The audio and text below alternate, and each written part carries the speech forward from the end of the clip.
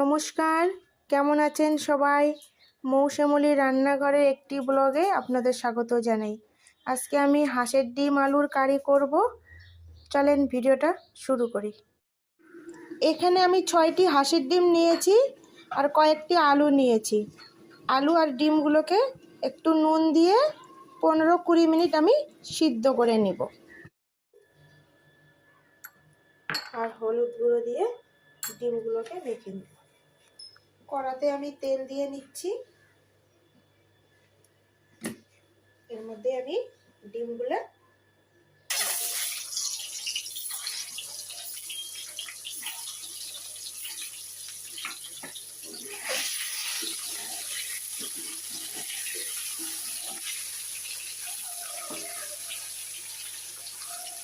ডিম ভাজা হয়ে গেছে। এখন আমি ডিমগুলোকে নামিয়ে নেব।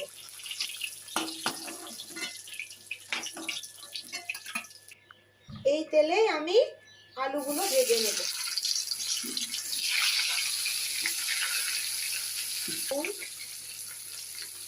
একটু হলুদ গুঁড়ো দিয়ে আলুগুলোকে ভেজে নেব। আলু ভাজা হয়ে গেছে। এখন আমি আলুগুলোকে নামিয়ে নেব।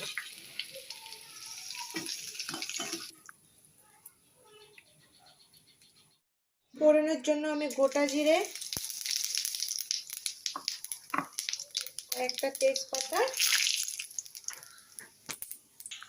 গোটা গরম মশলা,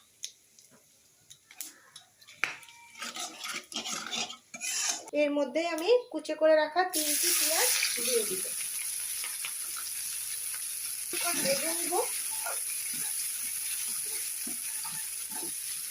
পেঁয়াজ লাল লাল করে ভেজে নিয়েছি। এর মধ্যে এখন 1 চামচ আদা বাটা আর 1 চামচ রসুন বাটা। রসুনের কাঁচা গন্ধ চলে গেছে। এখন আমি এর মধ্যে নুন, হলুদ গুঁড়ো, জিরে গুঁড়ো, ধনে গুঁড়ো আর কাশ্মীরি লঙ্কার গুঁড়ো এর মধ্যে আমি এখন দিয়ে দেব।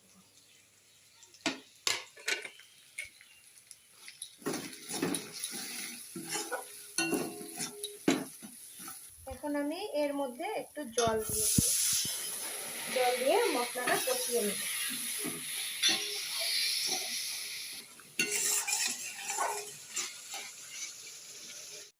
নিয়েছিলাম, এর মধ্যে আমি দিয়ে দিব।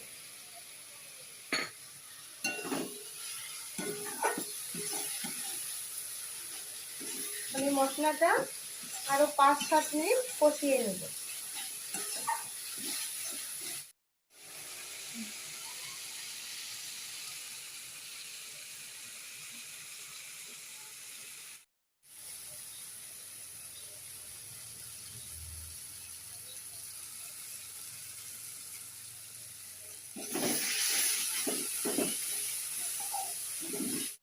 আমি এর মধ্যে আবারও জল দিচ্ছি।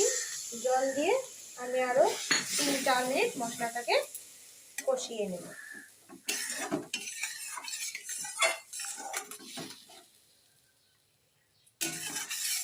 হয়ে গেছে। এখন আমি এর মধ্যে ভেজে রাখা ডিম আর আলুটা দিয়ে দেব।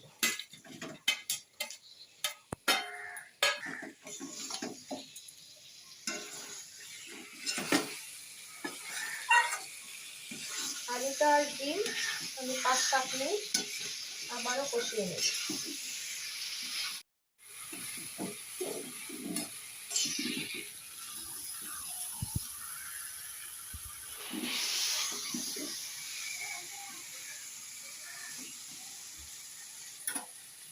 এই জল দিয়ে দেব।